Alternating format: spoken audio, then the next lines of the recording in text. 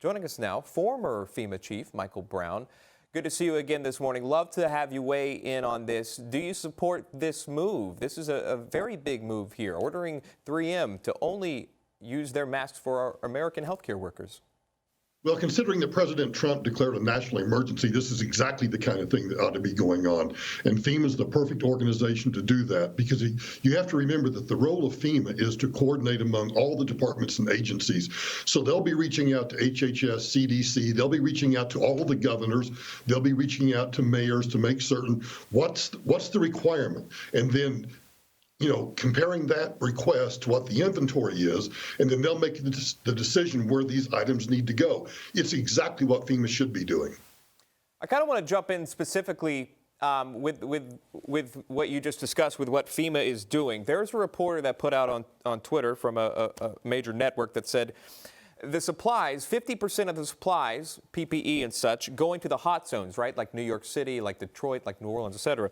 But 50% are also going to private companies within the states. Have you heard anything like that? I haven't heard anything like that, but it wouldn't surprise me if there's a business that is, integral to national security, that there's some reason why we have to keep that particular business going and operating. It wouldn't surprise me that FEMA might prioritize that on a case-by-case basis. It's not they're going to just supply it to any private company, but if there's some particular reason, a national security reason, a reason to keep supply chains open, then that would be a proper authority for FEMA to exercise. You and I had talked about this before, and I just kind of want to have that open discussion again. We hear about that whole bidding process, right, with the states having to bid on how to get, essential things like ventilators, respirators, PPE, such like that. Does that still exist? Is FEMA still in that bidding process alongside other states? Do they have a little more clout in how that works? Kind of set that up for our viewers.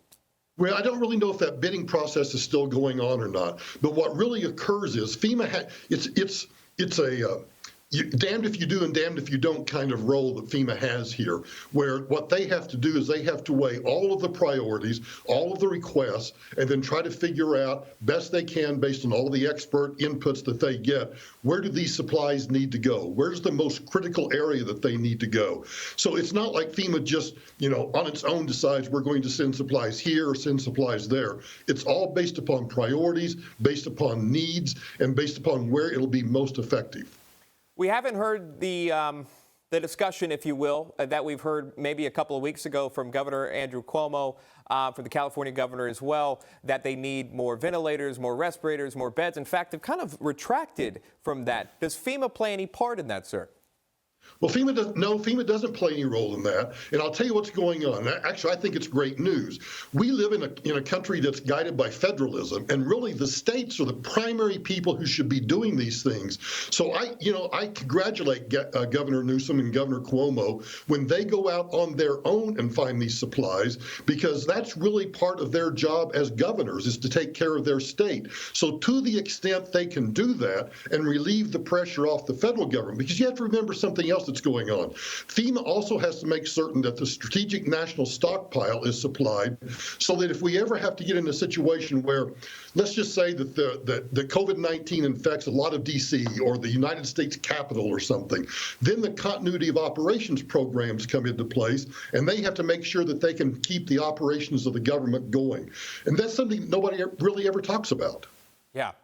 It's interesting, and I'm especially happy you brought it up here on this show. That is former FEMA chief Michael Brown. Always good to see you. Stay safe. Good to see you, sir. Take care.